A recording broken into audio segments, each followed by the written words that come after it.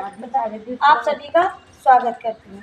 देखिए, सबसे पहले बताना चाहूँगी कि आपकी ग्राम पंचायत का ये जो मैंने काल्पनिक चित्र बनाया है रंगों के माध्यम से, इससे मैं आपको थोड़ी सी जानकारी दूँगी।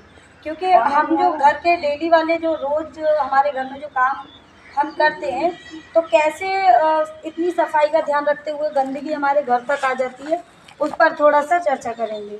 लेकिन सबसे पहले आप में से ही मैं ये पूछूँगी कि जब हम सुबह सबसे पहले सोकर जागते हैं, सबसे पहले हम कौन सा काम करते हैं? झाड़ू लगाते हैं। फिर उसके बाद फ्रेश होने जाते हैं।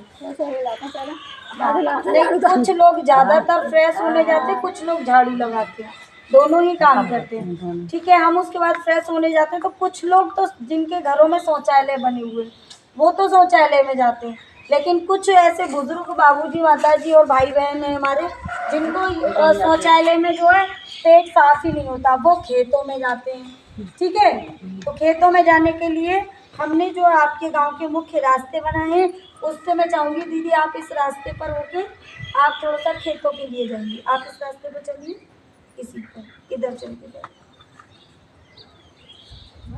आगे लग जाइए।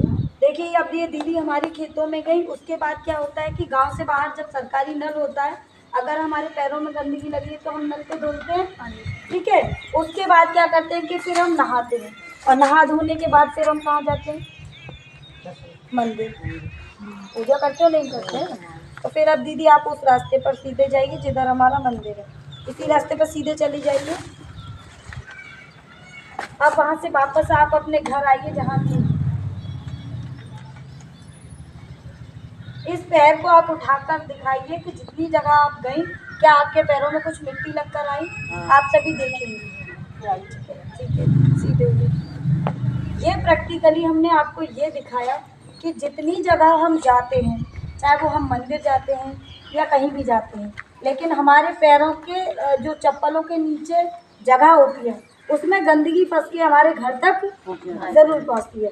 क्योंकि चप्पलों को हम घर से बाहर रोड पर तो उतारेंगे नहीं, वरना कोई भी पहन के चला जाएगा, है ना। अफकोर्स घर के अंदर उस जगह उतारते हैं जहाँ हमारा एक निजी स्थान होता है, लेकिन बच्चे कभी कभी भूल जाते हैं और बाहर से आई हुई चप्पलों को एक जगह नहीं उतारते, घर के अंदर तक वहाँ तक आ जाते हैं जहाँ हमारा खाना पीना बनाया जाता है। कई बार किचन में भी बच्चे चले जाते हैं, कई बार बड़ों से भी ये गलती हो जाती है। तो अब हम बताना आपको ये चाहते हैं कि जो लोग खुले में शौच के लिए जाते हैं, घर घर शौचालय होने के बावजूद खुले में शौच के लिए जाते हैं, वो ये सोचते हैं कि हम गाँव से बाहर 150 मीटर 200 मीटर